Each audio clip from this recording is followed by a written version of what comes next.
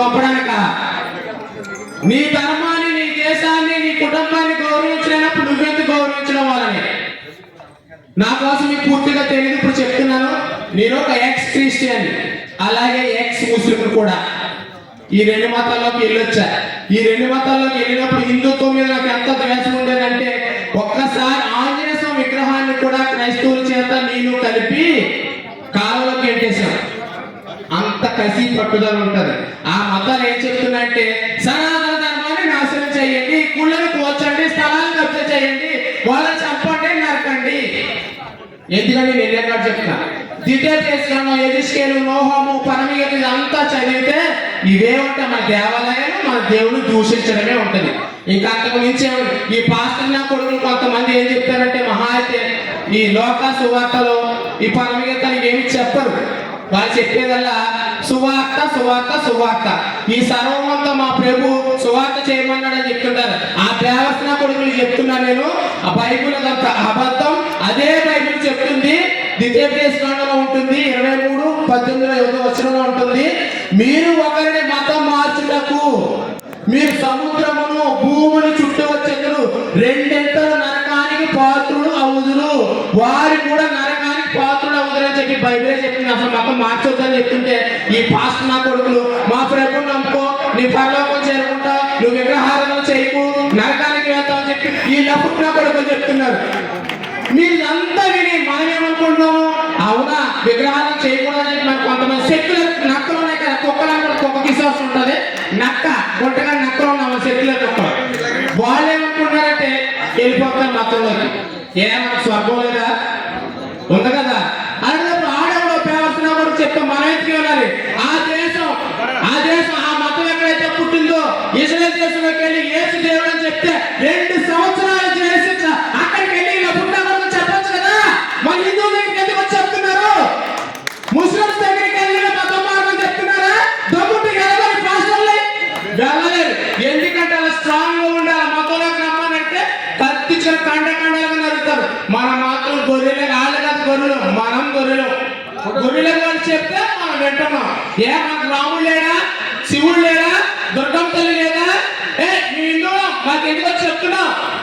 నీ దగ్గరకు వచ్చి మా దేవుడు నమ్మమని చెప్పామా? లేదు కదా. అలాంటినప్పుడు మా హిందువుల దగ్గరకు వచ్చి మతకారం చెప్తున్నాడు, పాడకు అని గట్టిగా మనం చెప్పాలి. ఒక మాటానికి పోకూడదు.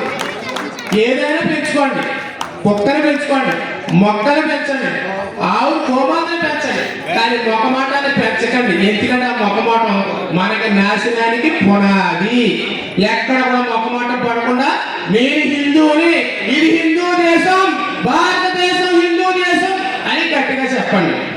అలాగే మన మధ్య మల్లికార్జున అనే పాస్టర్, అలాగే అజయ్ బాబు అనే పాస్టర్ ఏమంటున్నాడంటే, దళితుల్ని గొడవలకు రానివ్వలేదు అని చాలా మందికి ప్రచారం చేస్తూ, నేను కూడా ఒక దళిత కుటుంబంలో పుట్టాను కాబట్టి చెప్తున్నాను, దళితుల్ని, ఎస్సీల్ని, ఎస్టీల్ని, గిరిజల్ని, మిమ్మల్ని మనందరినీ కూడా ఈ బ్రాహ్మణ్స్ వీళ్ళ అగ్ర కులాల గొడవలకు రానివ్వలేదు, మన అంటరాలుగా చూశారని చెప్పి అంటున్నారు. ఇది అబద్ధం.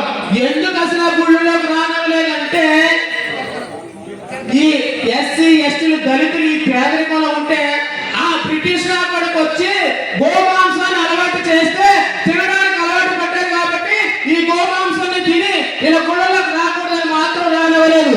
అంతే తప్ప దళితులని కాదు. మన గోమాతను పూజిస్తాం కదా, మన గోమాతను తినేసి గుళ్ళోకి వస్తే అది అభిచారం అవుతుంది కదా, అందుకు రానివ్వలేదు. పాస్టర్ అజయ్ బాబు పాడుకో.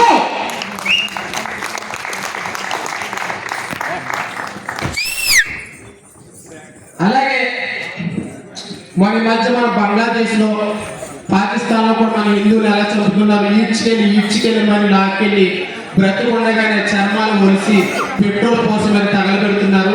ఇప్పటికీ కూడా మనం మారకపోతే, అన్ని మతాలు సమానం అనుకుంటే మన ధర్మాన్ని, మన దేశాన్ని మనం రక్షించుకున్నాం. మన భావతరాల భవిష్యత్తులో మన పిల్లలు జై శ్రీరామ్ అనే హక్కు ఉండదు, బొట్టు పెట్టుకుని రోడ్డు మీదకి వచ్చే దిక్కు ఉండదు. అది బాగా గుర్తు పెట్టుకోండి. ఒక ట్రాన్స్జెండర్ గా నేను ఆవేదన పడుతున్నానంటే నాకు కాదు ఉండాల్సింది, మీకు ఉండాలి. ఎందుకంటే నేను ట్రాన్స్జెండర్, నాతో నేను అంతమైపోతాను. కానీ మీరు స్త్రీలు పురుషులు కాబట్టి మీ సంతానోత్పత్తి ఉంటుంది, మీ పిల్లలు అవుతారు, మీ వంశం అభివృద్ధి అవ్వాలంటే, ధర్మం ఉండాలంటే మీరు ధర్మానికి కట్టుబడి ఉండాలి, కట్టర్ హిందువులా ఉండాలి. సెక్యులర్ హిందువులా ఉంటే మట్టుకి మాకు చెట్టుకి ఎలాంటి తీసి పెట్రోల్ బస్సు తగలబెడతారు. మరొకసారి మన హిందూ ధర్మాన్ని దూషించేటువంటి గొర్రెలు వినిపించేలాగా పక్కన ఉన్న గొర్రెలు తోటి వాళ్ళకి వినిపించేలా గట్టిగా ఒకసారి జై శ్రీరామ్, జై శ్రీరామ్, జై శ్రీరామ్, జై శ్రీరామ్. భారత్ మాతాకి. ఈ అవకాశం ఇచ్చినందుకు మీరందరికీ కూడా నా హృదయపూర్వక ధన్యవాదాలు.